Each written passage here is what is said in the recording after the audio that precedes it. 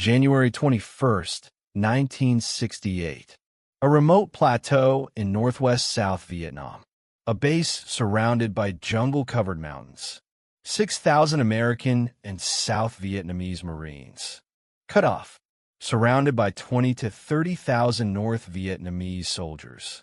The enemy general is Vo Nguyen Giap, the man who destroyed the French at Dien Bien Phu 14 years earlier. He wants to repeat. He wants to annihilate an American base on live television. He wants to break American will. But the Marines have other plans. This is the Battle of Khe Sanh. 77 days of hell. 703 Americans dead. 2,642 wounded. An estimated 10,000 to 15,000 North Vietnamese killed. The siege that almost broke the Marine Corps. The battle that General Westmoreland was obsessed with winning. And the fight that taught America a painful lesson. Sometimes, holding the ground isn't the victory you think it is. I'm going to take you inside the wire. Inside the bunkers. Inside the airlift that defied an army. And inside the decision that abandoned it all. But first, smash that subscribe button to Battle Bits. Because this isn't a history lecture. This is the siege. And we're already surrounded. To understand Khe Sanh, you have to understand the geography. Northwest South Vietnam. Near the Laotian border. Just south of the demilitarized zone. A valley surrounded by hills. A plateau that had been a French coffee plantation. Then a Special Forces camp. Then, by 1967, a United States Marine Corps combat base. The Khe Sanh Combat Base, KSCB, sat on a flat stretch of red dirt. It had an airstrip. It had bunkers. It had barbed wire. And it had a single, miserable road leading back to the coast. Route 9. Route 9 was a dirt track through jungle. Bridges were out. Ambushes were common. In the fall of 1967, a supply convoy was hit. Men died. Trucks burned. After that, no one tried to drive to Khe Sanh again. The base was isolated, supplied only by air. And in the summer of 1967, American intelligence began picking up something terrifying. A massive buildup of North Vietnamese army forces in the hills around Khe Sanh. The 325th Division, the 324th, the 320th, then the 304th, entire divisions moving into position. 20 to 30,000 men. Artillery, anti-aircraft guns, tunnels, bunkers. The Marines reinforced. Colonel David Lones took command of the 26th Marine Regiment. Outposts were established on the surrounding hills. Hill 861, Hill 881 South, Hill 881 North, Hill 950.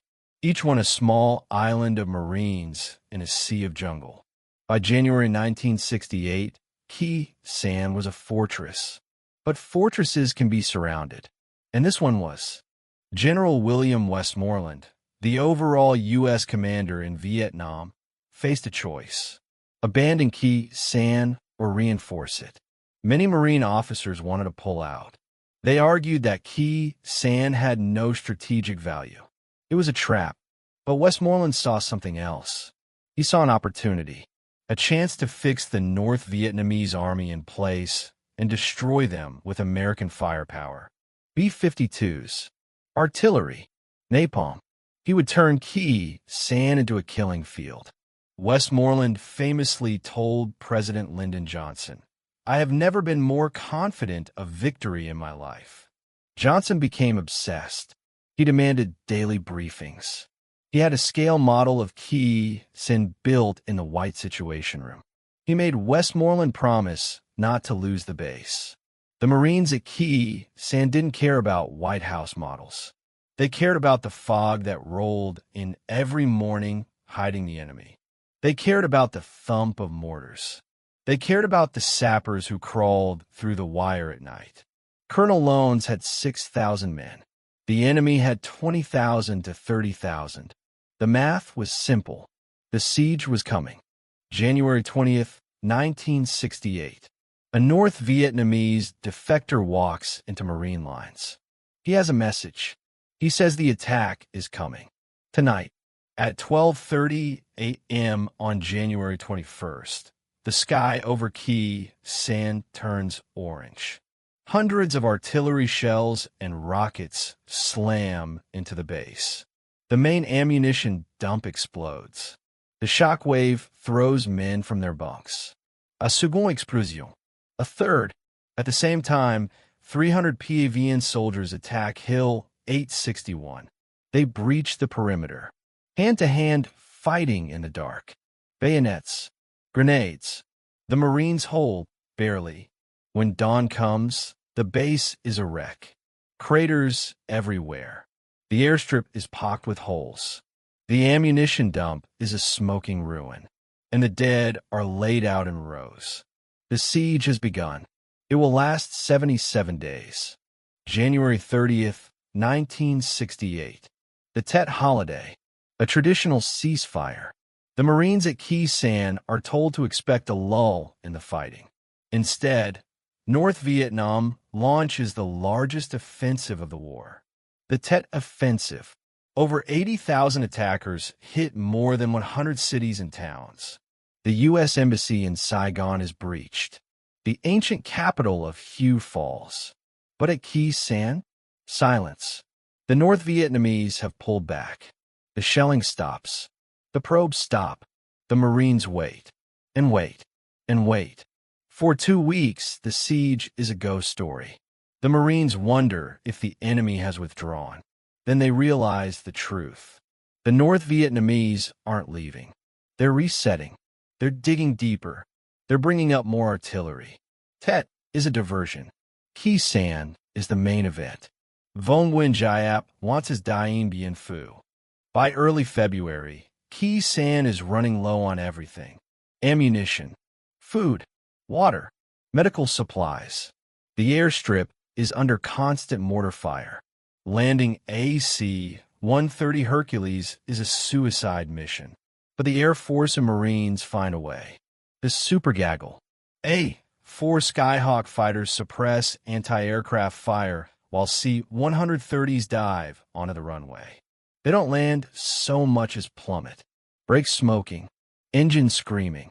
Cargo kicked out the back before the plane even stops.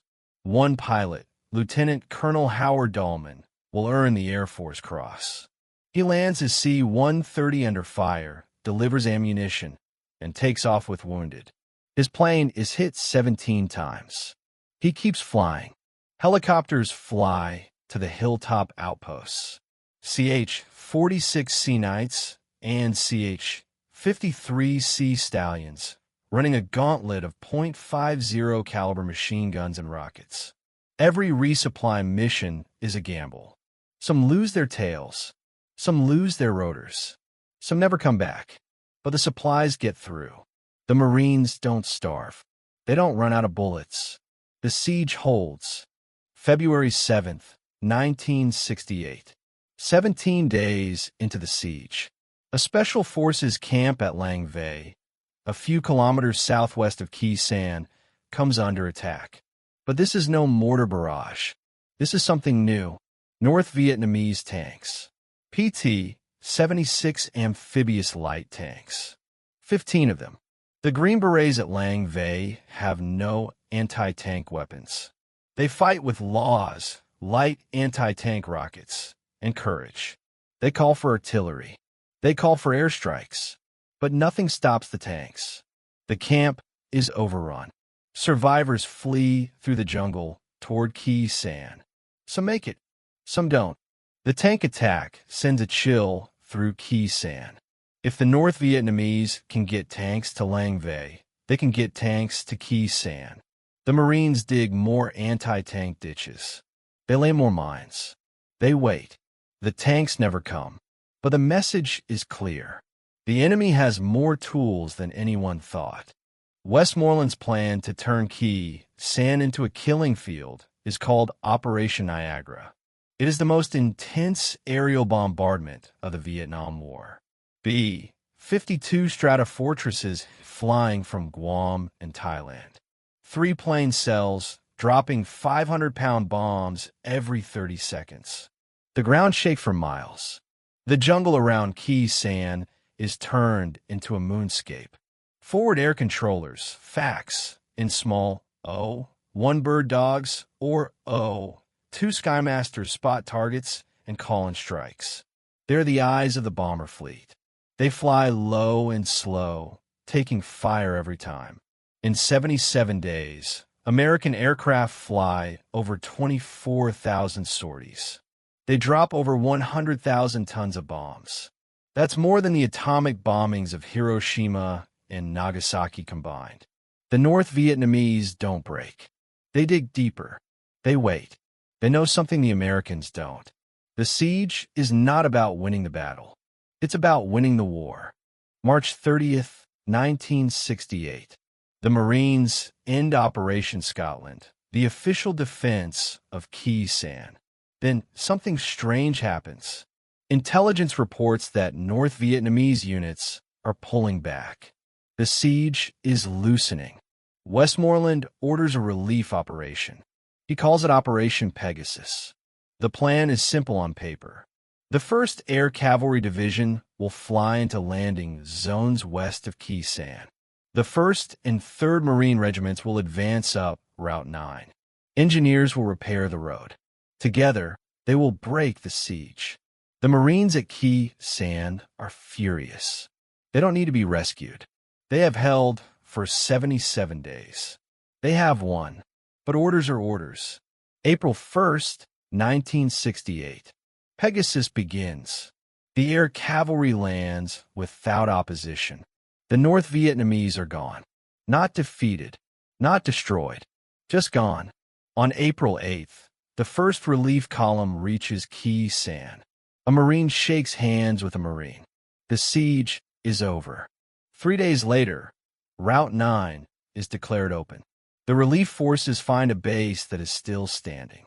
The Marines have done their job, but something is wrong. There are no mass graves of North Vietnamese soldiers. No captured enemy equipment. No evidence of the 10,000 to 15,000 casualties the intelligence officers claimed. The killing field is empty. The Battle of Khe Sanh lasted 77 days. The cost to the Americans and South Vietnamese: 703 killed, 2,642 wounded, 7 missing. The cost to the North Vietnamese: unknown. Estimates range from 10,000 to 15,000 dead and wounded. But those numbers are guesses. The enemy took their dead with them. Colonel Lones and his Marines are hailed as heroes. They held. They survived. They won. But General Westmoreland is gone. He left Vietnam in June 1968. His successor, General Creighton Abrams, looks at Khe Sanh and sees something different. A base in the middle of nowhere, supplied only by air, surrounded by hills that the enemy can occupy at any time. Abrams makes a decision that shocks the Marine Corps. He orders Khe Sanh abandoned, not just evacuated, destroyed. Bunkers collapsed, runway cratered, barbed wire rolled up. The base that cost 703 American lives is handed back to the jungle. The North Vietnamese move back in within weeks. They don't celebrate. They don't raise a flag. They just occupy the ruins. Khe Sanh is theirs, not by conquest, by abandonment. So what was Khe Sanh? A tactical victory? Yes. The Marines held the ground. The siege was broken. The enemy was driven back. A strategic victory? That's harder to answer. The North Vietnamese achieved their goal. They fixed 6,000 American troops in a remote base for 77 days. They drained American resources. They dominated the news cycle. And while the world watched Khe Sanh, the Viet Cong and PAVN launched the Tet Offensive. The siege of Khe Sanh was a diversion. A brilliant, bloody diversion. Vong Nguyen Giap did not win his Dien Bien Phu. The Marines did not surrender. But Giap didn't need to win. He only needed to make America bleed. And bleed it did. The ruins of Sanh are still there today. Jungle has reclaimed the bunkers. The airstrip is a grass field. Monsoon rains fill the bomb craters. Veterans return. They stand on the red dirt. They remember the men who didn't come home. They don't call it a victory. They don't call it a defeat. They call it a siege. And they were there. The 26th Marine Regiment's motto is killing time. During the siege, they changed it. They painted a new motto on their bunkers: stand and fight. They stood. They fought. They held. That's the story of Sanh. But we have more battles to cover. Hamburger Hill, Hugh, the Ia Drang, the battles you've heard of, and the ones you haven't. This is Battle Bits. If you want the next deep dive, the most misunderstood siege of the Vietnam War, subscribe now. Hit the bell, and we'll see you on the next one.